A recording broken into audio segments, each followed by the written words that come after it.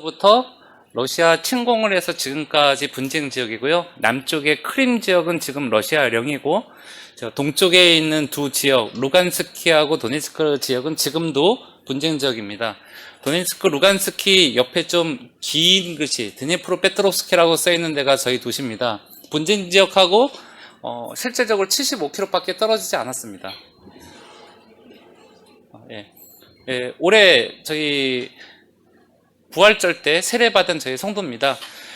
옆에 키 작은 성도가 3년 동안 교회 이렇게 다니다가 이제 주님 영접하고 자기는 이제 믿는 사람으로서 거듭나겠다 해서 세례받았고요. 저기 옆에 있는 아이 고2 학년인데요.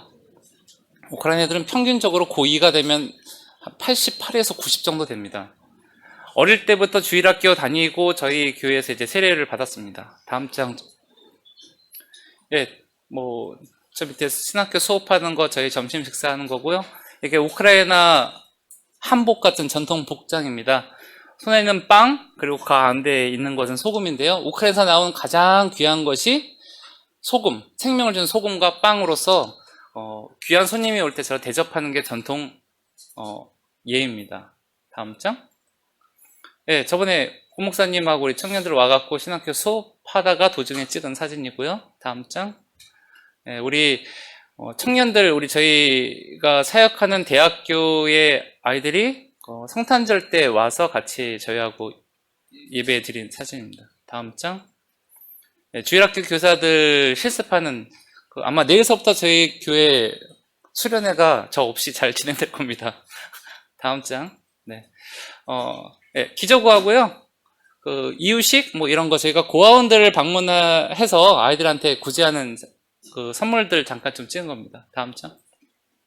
연말 되면은 이 정도 선물 만듭니다. 그냥 대충 적어 보셔도 한 350개에서 한 400개 정도 되고 1년에 평균 한 1000개 정도 저희가 해서 개척교회 하시는 교회들이나 난민들, 어려운 교회들을 섬기게끔 하나님이 지금까지 인도하셨습니다. 다음 장. 신학교 수업하는 거. 다음 장이요. 감사하게도 이게 신장 이식이 다 한 수술인데요. 옆에는 신장 투석을 이제 혈관이 막혀서 못해갖고 몸에서 투적하는 모습이고, 감사하게 작년도에 장모님이 신장을 하나 자기 사유를 위해서 기증하시고, 또 그 분과 98% 맞는 다른 사람의 신장을 받아갖고 수술한 다음에 1년 뒤에 정상적으로 이제 건강하게 지금 회복 중에 있습니다. 아픈 이식 수술과 또 일주일에 3번 이상 장기 투석하는데도 주일 또 교회를 계속 섬겼던 우리 현재 사역자입니다. 다음 장. 저희가 아까 그 선물 보셨죠? 그 선물 나눠준 주일학교 아이들하고 동네에서 현재 사역자 모습이고요. 저번에 제가 왔을 때 말씀드린 우리 사샤 목사님입니다. 목사님하고 사모님이 사실은 방황을 좀 많이 하셔서 청년 때 약 한 6년 정도 마약 중독 재활센터에서 있으시다가 주님을 영접하고 주님을 통해서 복음을 받고 이제는 그들을 돕는 사역을 하십니다. 다음 장. 개척 예배를 드리러 제가 350km 가서 이제 개척 예배 드린 날입니다. 다음이요. 아까 주일학교 아이들과 그 옆에 가족들 사진입니다. 다음이요. 여기도 이름이 사샤인데요. 키가 2cm 부족한 2m입니다. 근데 이분 같은 경우는 우크라이나 지체장애자들이 있는 고아원에 가서 말씀 사역을 하고요. 아이들에게 정기적으로 찾아가서 그냥 예배하는 것이 아니라 4시간 동안 아이들하고 놀기도 하고 복음적인 것을 전하면서 사역을 하고 있습니다. 이분 같은 경우 아까 그 붉은 지역에 있는 분쟁 지역에서 사역을 하시는 최전방의 사역사입니다. 다음. 이건 집시마을 아이들에게 구제 물품을 전한 건데요. 앞에 여기 하얀 장갑 끼고 있는 장난감 있는 애가 4살이에요. 집시는요 3살, 2살 반서부터 앵벌이 합니다. 저 돈 주세요 라고 해갖고 하루에 $5 이상 못 벌어오면 맞고요, 굶기고요. 근데 이제 집시들이 그런 삶을 약 800여 년 동안 살았었는데 개신교의 사람들에 의해서 그 아이들이 앵벌이 하지 않고 주일날 이제 교회 나오기 시작하고 부모들이 수용을 하고 자기들은 한 번도 새 거를 사본 적이 없는데 저희를 통해서 새 장난감, 새 거를 이제 받으면서 이제 기뻐하는 모습들 사진들입니다. 별로 안 기뻐하죠, 얼굴이. 네, 다음 장. 네, 저희가 지금 제 아내하고 저희가 섬기는 국립세무종합대학교 사진이고요. 가운데에 한국분 써 있는 분이 저희 우크라이나 영사님이고 옆에가 학장님, 그 다음에 그 옆에는 전체 인문학부 학장님이십니다. 다음 장. 올해 한국어 말하기 대회 1회 있어서 저희 학생들 말하기 대회고요. 키예프에 있는 유학생들 그 회장, 부회장들이 와서 저희가 같이 도와줬고, 이쪽에 앉아 계신 남자분이 저희 학교 총장님이십니다. 다음 장요. 예, 학생들의 모습들이고요. 수업하는 거. 다음. 예, 이 학생들 대학교에는 동아리가 있습니다. 아시죠? 저희가 동아리를 만들었습니다. 기독교 동아리인데 기독교 색채가 안 나는. 그래서 교회에서 고원을 가거나 구제하거나 청소, 도시를 정화하거나 하는 걸 때 싫어하는데 대학교에서 학생들이 하는 거면 자기 민족들 때문에 좋아해서 자기들은 모르겠지만 그런 일들을 하고 있습니다. 그리고 그 아이들이 저희를 통해서 이제 자꾸 복음의 접합점을 만들고 있고 봉사를 왜 하는가. 백인들은 개인주의예요. 남을 돕지 않습니다. 근데 그런 아이들이 자기 것을 나누게 됐고 자기보다 어려운 애들에게 같이 놀아주고 섬기는 일들이 이제 저희를 통해서 대학교에서 이제 시작이 되었습니다. 다음 장. 저희 이쪽에는 저희 전 우크라이나 대사님하고 공사님이 저희 학교 방문했을 때 학교에서 찍은 것이고요. 행사할 때 저희 가운데 한복 입은 저희 학생들인데요. 학생들 한복 입혀갖고 정문에 세워놓습니다. 그럼 이게 뭘까 궁금해하면 한복이라고 얘기하고 한국 것들 광고하고요.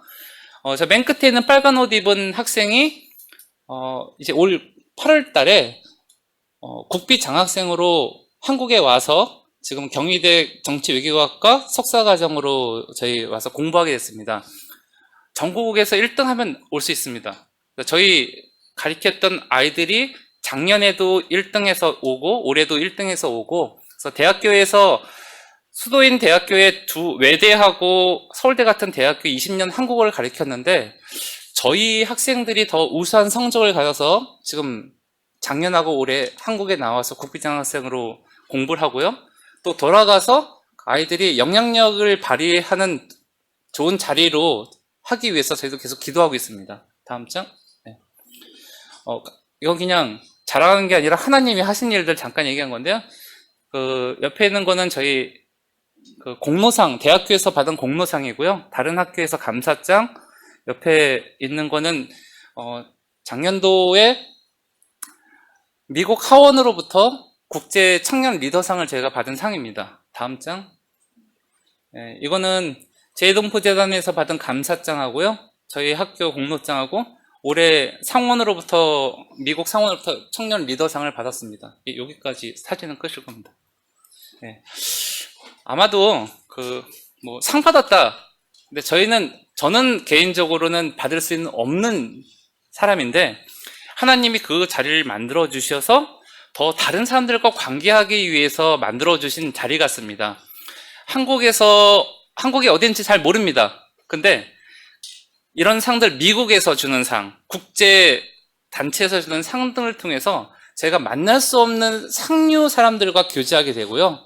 넌 누구니라고 할 때 목사, 선교사라는 신분을 통해서 그들에게 복음을 전할 수 있는 계기점이 됩니다. 그래서 3년, 5년 시간이 지나면 자연스럽게 삶 속에서 복음을 전하게 되고 또 그들에게 어느 순간에 때 살아계신 하나님의 어떤 분이시다라고 증거할 수 있는 시간이 되어서 아무래도 저희를 통해서 하나님이 생각하시는 어떤 계획이 있음을 저희가 고백하게 되고 그냥 하루하루 열심히 살고 있습니다. 여러분은 늘 기도해 주셔서 선 곳에서 열심히 살려고 노력을 하고 있고 대학교 월요일서부터 목요일까지 사역을 하고 또 금토주일 또 교회 사역을 합니다. 물론 가운데 신방도 하고요. 성경 공부도 하고 일을 합니다. 체력적으로 좀 많이 힘듭니다. 하루에 2시간밖에 잠을 못 자고요. 일을 하게 돼 있고 외국에서니까 이 언어를 다시 번역을 해야 돼요. 제가 한국말로 하고 강의안도 만들고 책도 써야 되고 하는데 하나님이 그 자리에서 최선을 다하라고 저희는 해서 그 자리에 최선을 다할 뿐이고 그러자 하나님이 새로운 사람들을 연결시키고 또 복음을 전할 수 있게끔 하신 것 같습니다. 생각나실 때 기도해 주시고, 아직도 분쟁 지역이기 때문에 조금 불편함과 어려움들이 있습니다. 그럼에도 불구하고 저희가 대학 사역하는 이유는 단 하나입니다. 한국의 이단들의 첫 번째 선교 정책은요, 대학교에 들어가서 대학생들을 포섭하는 겁니다. 기존에는 현직 교회에 들어가서 현직 목회자를 포섭을 했는데, 지금은 통일교, 구원파, 그다음에 신천지, 여호와증인, 기타 한국의 이단들이 50명, 30명 팀 사역으로 대학교에 들어와서 그 일을 합니다. 1년에 우크라이나 안에 대학교 사역을 하기 위한 예산이 100억입니다. 얼마 전에 저희 총장님이 좋은 일 있으니까 빨리 들어오라고 전화를 받았습니다. 그분이 하시는 일이 한국 사람이 왔는데 자기하고 일을 했으면 좋겠다라고 말씀하시더군요. 그래서 그분 전화번호를 달라, 누군지 확인을 해야 된다. 전화했더니 제가 알고 있는 이단이셔서 우리는 떠날 테니까 열심히 그분하고 해라. 근데 그분은 관계를 하면 당신이 후회할 일이 생길 수도 있습니다. 조심하십시오라고 얘기를 했어요. 그래서 저희 총장님한테 한마디 했습니다. 혹시 받으신 거 있으시죠? 얼굴이 빨개지면서 사실은 그들이 현찰로 10만 불을 줬다고 얘기를 했어요. 한 달 월급이 800불입니다. 10만 불이면 10년치 월급이에요. 영수증 처리 안 되고 아무도 알지 못하는 거를 받아서, 조건은 자기들이 학교에 들어가서 사역하는 조건이에요. 이단들은 이렇게 활동합니다. 근데 저희가 줄 수 있는 것은 없습니다. 그냥 성실히 우리가 맡은 것을 하고 아이들에게 가르치는 것이 저희가 전부입니다. 하루 뒤에 총장님이 전화가 오셔서 이렇게 말씀하십니다. 내가 돈 돌려줬다고.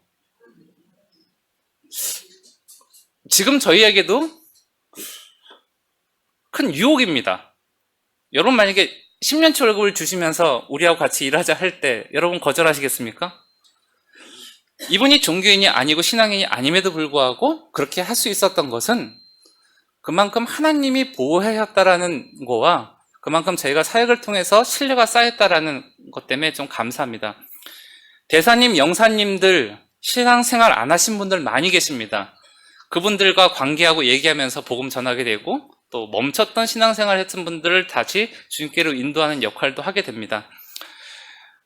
아무것도 아니에요. 근데 저희 학교에서 다른 교수님들이 하시는 말씀이 이겁니다. 넌 뒤에 무슨 백이 있니? 라는 질문을 해요. 그럼 저는 이렇게 얘기합니다. 대단한 분이 계십니다. 엄청난 분이 계신데 당신도 아는 분일 수도 있을 겁니다. 근데 그분은 대단하십니다. 시간이 지난 다음에 그분이 이제 하나님이라는 걸 알고 저희가 하는 것들마다, 기도하는 것들마다 일들이 풀리는 걸 보고 현직 교수들이 놀라야 합니다. 기도해 주시고요. 잠깐 제가 기도하고 오늘 말씀 보겠습니다. 주님, 저희의 허물과 죄로 죄악에도 불구하고 오늘까지 저희를 가장 좋은 것으로 인도하심을 감사합니다. 우리의 죄와 교회 가운데 나타났던 여러 가지 죄악들을 주님 앞에 낱낱이 고백하게 됩니다. 하나님의 은혜를 너무나 방종하며 살았던 교만한 죄를 용서하여 주시옵소서. 구별된 성도로 주신 물질을 주님보다 더 사랑하였고 이 땅의 축복만을 사랑하면서 신앙생활을 성공의 도구로, 행복의 도구로 삼은 것을 용서하여 주시옵소서. 물질적인 풍요만이 하나님의 축복임을 생각하고 영적인 부유함을 버린 채 빈곤하며 살아간 저희 모습들이 있습니다. 육신의 정욕과 이생의 자랑과 안목의 정욕으로 하나님의 거룩한 것을 더럽힌 죄를 주님 용서하여 주시옵소서. 이 땅에 많은 그리스도인들이 교회 안에서 세상에서 구별된 삶을 살지 못하고 교회와 세상에서 이중적인 삶을 살아왔던 것을 고백합니다. 이제부터는 많은 낙태와 음란과 성적인 것을 주님 용서하여 주시고 하나님의 자녀로 구별되어 거룩한 것을 찾아 사는 저희 될 수 있도록 인도하여 주시옵소서. 이 땅에 경건한 말씀이 퍼져 우리로 하여금 하나님의 말씀으로 회복시키는 일들이 저희로서 나타나게 하여 주시고 모든 성도들이 이 땅에서 주님의 거룩한 보혈의 능력으로 살아갈 수 있는 말씀과 힘을 부어 주시옵소서. 모든 예배 시간 속에 주님이 함께하길 원하오며 예수 그리스도의 이름으로 기도합니다. 한국에 그 엑스포라는 것이 있었습니다. 1987년. 아마 아신 분들은 아실 건데, 엑스포 당시에, 일본에 있는 선교사님들이 일본에 있는 현지 목사님들을 한국에 불러서 한국의 영적인 부흥을 모습을 보고 일본에 돌아가 그들에게도 그런 부흥의 모습이 있기를 소망하며 불렀습니다. 어떤 목사님이 설교를 하시면서 산에 들어가서 열심히 부르짖었는데 앞에 호랑이가 있어서 죽기 살기로 하나님께 매달렸더니 그 호랑이하고 생명이 생겼습니다. 어떤 분은 또 하나님이 앞에 밤새 철야로 목소리 높이며 기도했던 그 기도의 얘기를 했어요. 한참 모든 강사들이 다 끝난 후에 일본 총회장님을 모셔놓고 어땠습니까? 라고 질문했을 때 많은 한국 목사님들이 그들의 입에서 성령님이 역사하심을 이제 고백하겠구나 라는 기대를 했습니다. 근데 일본 목사님이 이렇게 말씀하셨습니다. 한국의 부흥의 비결과 일본이 부흥하지 못한 비결의 차이가 무엇인지 이제 알았습니다. 한국에는 있는데 일본에 없는 것이 있습니다. 일본에는 호랑이가 없습니다. 참 우스갯소리지만 간절함을 표현하는 것, 그리고 그것을 듣는 거의 입장에 따라서 보는 시각이 참 다르다는 것을 우리가 생각을 합니다. 세상에서는 1등만 존재하는 것처럼 보입니다. 하지만 어느 누구도 실패를 원하는 사람들은 없습니다. 실패를 했을 때 우리의 모습들을 보면 무엇 때문에 이렇게 됐어? 이것만 이렇게 되지 않았어도, 옆에서 그렇게 말하지 않았어도 라고 하는 변명이라는 것을 합니다. 마치 나의 실패가 다른 사람 때문이라는 책임의 전가를 하게 되는 것이죠. 다른 사람이 잘못해서 내가 실패했고, 다른 사람이 도와주지 않아서 실패했고, 나에게 이것이 없어서 실패했다라는 것이죠. 이런 것을 심리학에서는 가인 컴플렉스라고 합니다. 마치 가인이 자신의 제사가 연락되지 못한 것이 자기의 동생 때문이라는 원인을 찾아서 자기는 의롭고 자기는 잘했다라는 것을 찾는 모습입니다. 예레미야 선지자 오늘 본문에서는요, 유대인들이 겪은 수치와 부끄러움, 그 이유가 바로 묵은 땅의 역사라고 설명을 합니다. 실패하게 된 원인, 이스라엘 백성들이 포로로 잡혀가고 하나님의 성전이 멸망된 이유가 바로 묵은 땅이라는 것이 예레미야 선지자의 말씀입니다. 묵은 땅은 오랫동안 경작하지 않아서 잡초가 무성한 땅입니다. 이 묵은 땅의 모습이 우리에게 있다면 우리는 그 땅을 찾아서 엎어야 되고요, 새롭게 파종한 삶을 살아야 됩니다. 우리 속에도 오랫동안 믿음 생활을 하지만 우리 속에도 아직도 남아있는 묵은 땅이라는 것이 있습니다. 잊고 지내고 싶은 과거, 아픔을 주는 가족들, 벗어날 수 없는 문제, 상처들, 이것부터 자유롭고 싶다면 오늘 말씀을 통해서 이 묵은 땅을 찾아서 새롭게 엎어서 그곳을 부드러운 옥토로 만들어 하나님 말씀이 나에게 심겨졌을 때 30배, 60배, 100배의 결실을 맺는 시간이 되었으면 합니다. 묵은 땅이 무엇일까요? 묵은 땅은요, 버려둔 땅입니다. 땅에 버려져 있음은 게으름과 무관심 때문입니다. 버려져 있기 때문에 자풀이나 가시덤불이 우거집니다. 우리 심령도 함부로 버려져 있으면 안 되고 무관심하게 되는 대로 방치되어 있으면 안 됩니다. 우리 마음과 영혼이 버려져 있으면 황폐되게 됩니다. 가시와 덤불이 자라나는 그 자리는요, 사탄이 영향을 미치고 하나님이 영향을 미치지 못하는 자리가 됩니다. 우리의 마음과 영혼에도 하나님의 말씀과 기도의 훈련과 연단으로 묵은 땅을 가는 역사가 필요합니다. 성경에서 말합니다. 디모데전서 6장 3절로 5절에 보면 우리 주 예수 그리스도의 말씀과 경건에 관한 교훈에 창념치 아니하면 저는 교만하여 아무것도 알지 못하고 변론과 언쟁을 좋아하는 자니 이로써 투기와 분쟁과 회방과 악한 생각이 나며 마음이 부파여지고 진리를 잊어버려 경건의 이익의 재료를 생각하는 자들의 다툼이 일어나니라. 골로새 4장 2절에 기도를 항상 힘쓰고 기도에 항상 감사하라 라고 말합니다. 마태복음에 보면 천국은 좋은 씨를 제 밭에 뿌리는 사람과 같다라고 말합니다.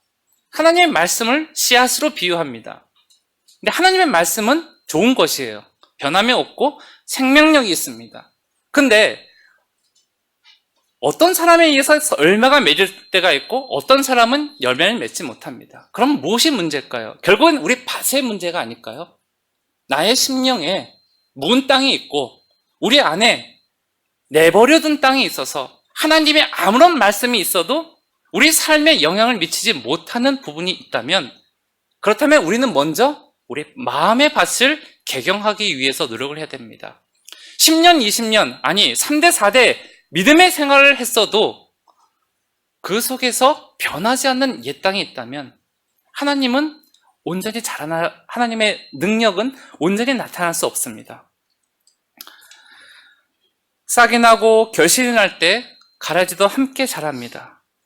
마태복음 13장에 보면 종들이 주인께 와서 주여 밭에 좋은 씨를 심지 아니었습니까? 그러면 가라지가 어디서 생겼습니까? 라는 질문합니다.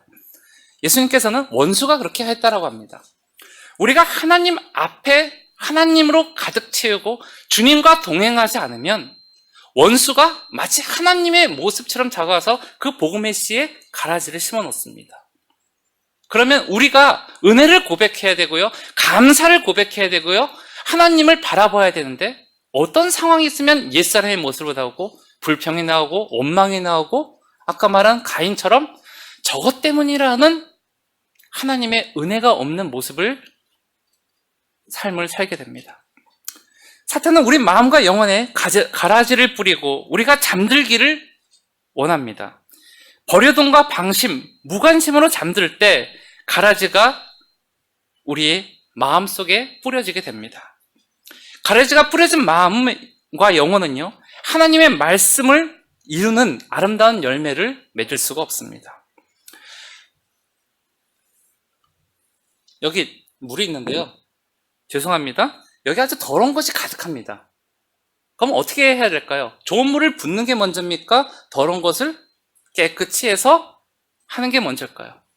그런데 우리는 하나님 앞에 이것을 깨끗이 비우기보다는 은혜를 찾고 더러운 것을 해도 괜찮고 참으면 된다, 지나가겠지 하여 상한 심령은 하나님 앞에 나와서 회개와 구원과 하나님을 통해서 고백되는 순간에서 이 안의 것을 모두가 비워야 됩니다. 하나님은요, 우리에게 주시는 것은 사랑과 위로와 희락과 기쁨과 감사입니다. 근데요, 하나님의 은혜가 나 안에 들어옴에도 불구하고 내 안에 다른 것이 나온다면 우리는 먼저 하나님 앞에서 이것을 비우는 훈련을 해야 됩니다. 그래야 우리 삶 속에서 가라지가 자라나지 못하게 됩니다. 여러분은 어떤 신앙의 모습에 방치된 모습이 있습니까? 이건 정말 하기 싫은데, 이건 힘들어하면서 미루는 것이 있다면 이 시간 결단하십시오. 우리 인생은 길지 않습니다. 그 시간 하나님의 의를 이루고요, 하나님을 통해서 구원을 이루고요, 감사함을 통하고 기쁨의 고백을 하는 그 모습이 하나님을 통해서, 하나님의 구원을 받은 우리를 통해서 원하시는 것이 바로 하나님의 구원의 목적이십니다. 두 번째 묵은 땅은 굳어진 땅입니다. 이 묵은 땅은요, 한 가지로 굳어져 있어요. 아주 딱딱하게. 우리의 생활들은 때로는 굳어져 버리기 쉽습니다. 고정관념, 편견, 선입견으로 굳어져 있으면 새로운 변화라는 것이, 더 좋은 것이 왔을 때 그것을 받아들이기가 어렵습니다. 나쁜 습관으로 굳어져 버렸을 때 돌이킬 수 없는 불행과 실패의 요인이 됩니다. 자기 통제의 마음을 상실했을 때 고질적인 고집이 됩니다. 이 고집은 우리의 마음과 영혼을 굳어지게 합니다. 누군가 나에게 의견이 다를 때, 그럴 수도 있겠다 라고 생각하는 사람이 있는 반면에, 아니야, 그건 무조건 아니야 라고 그 상대방의 마음을 이해하거나 받아들이지 못할 때가 우리가 더 많이 있습니다. 다른 것은 나쁜 것이 항상 아닙니다. 다른 것도 수용할 수 않는 사람이 그 다름을 옳음으로 고칠 수 있는 능력이 있습니다. 굳어진 땅을 겸손히 받아들이지 않는 교만과 같습니다. 굳어진 땅은요, 오늘 본문에 보면 비가 와도 흡수하지 못한다고 했어요. 비가 하늘에서 오는데 물을 흡수하지 못합니다. 그러면 물은 흘러가죠. 높은 데서 낮은 데로. 근데 흡수하면 그 땅이 수분을 머금고 그 안에 씨가 심을 때 그 수분을 통해서 영양분을 공급하게 됩니다. 하나님께서는 이스라엘 민족에게 약속하신 가나안 땅이 비를 흡수하는 땅이라고 하셨습니다. 우리의 믿음은요, 비를 흡수하는 땅이 되어야 됩니다. 나쁜 습관, 신앙의 생활, 편견, 고집, 교만, 그것으로 단단해진 심령은요, 하나님의 은혜의 단비를 아무리 내려도요, 흡수하지 못하게 됩니다.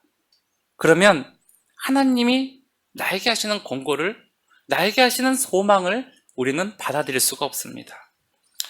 하나님의 말씀을 청종치 않게 되고 은혜의 비를 흡수하지 않기 때문에 우리의 마음이 점점 완악하게 되고요, 굳어지게 되는 것입니다.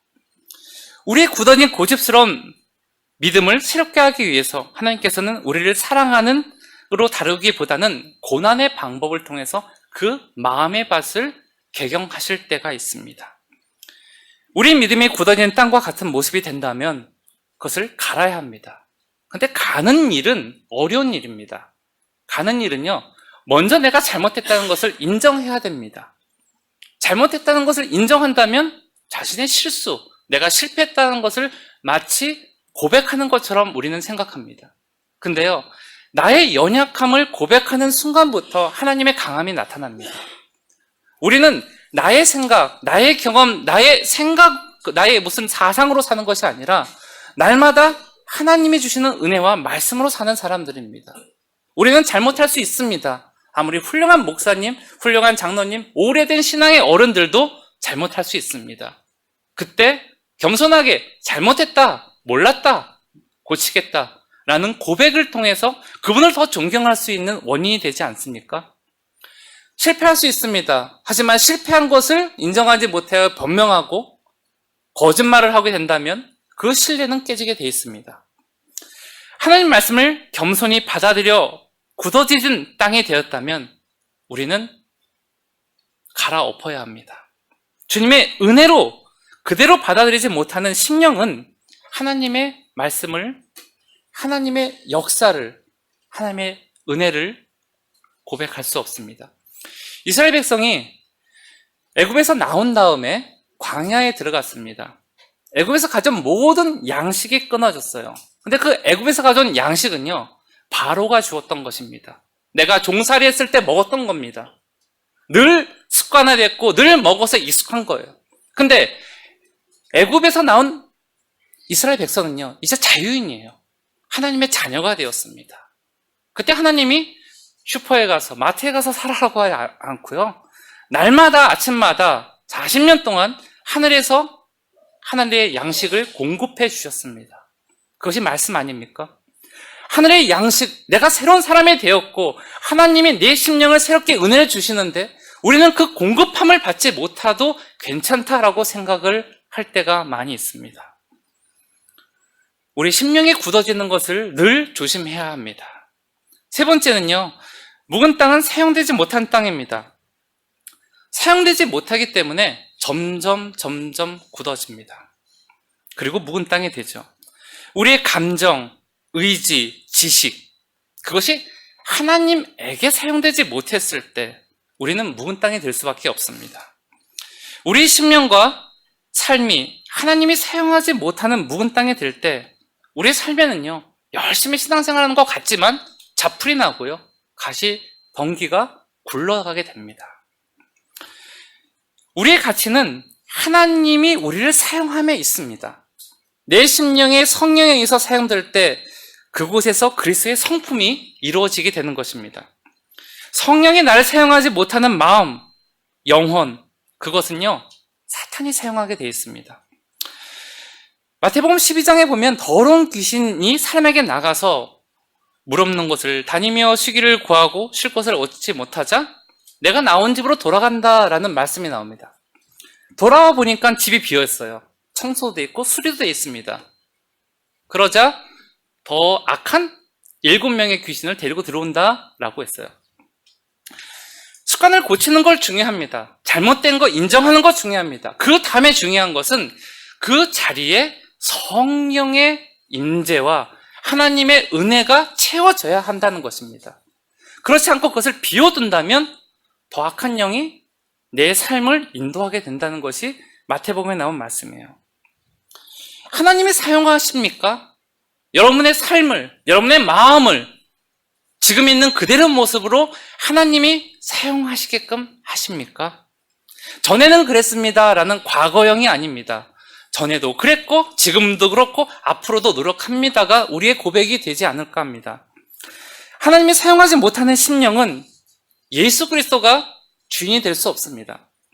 성령께서 주관할 수 없는 마음, 영혼, 그럼 과연 그것을 누가 사용할 수 있을까요?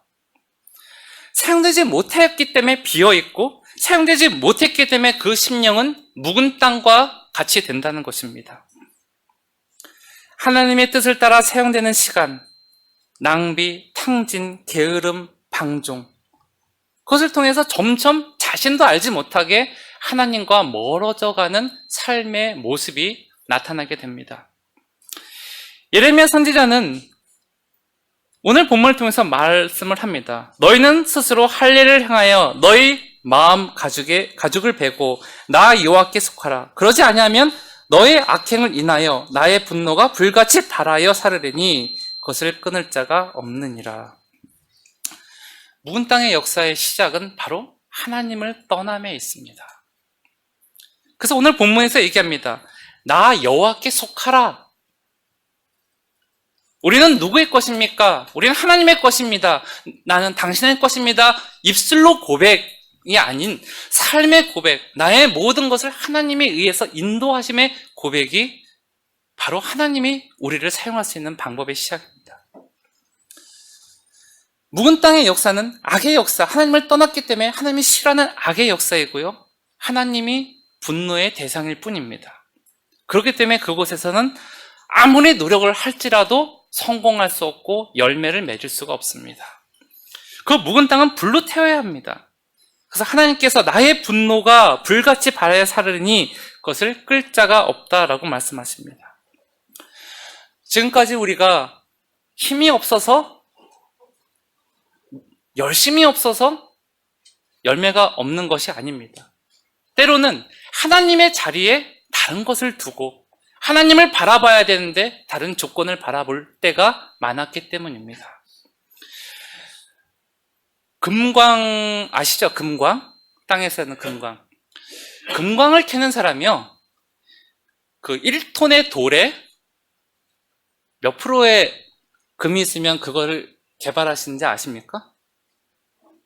예? 예, 2g이에요. 2g. 1톤에 2g이면 0.02%예요. 그 가능성 때문에 사업을 투자하고요, 노력을 투자하고요, 힘을 합니다. 하나님의 독생자 아들, 우리를 위해서 십자가에 돌아가게 하신 그 하나님이 우리의 가능성을 그 금보다 적게 보셔서 돌아가게 하셨을까요? 난 할 수 없다? 아닙니다. 하나님이 계시면 가능합니다. 하나님이 함께 하시고 말씀을, 능력을 믿을 때 금보다 더 귀한 가능성으로 하나님을 우리를 인도하십니다. 나의 능력, 나의 힘, 나의 방법, 나의 경험이 아닌 하나님에 의하여 순종할 때만 하나님이 그 속에서 역사하십니다.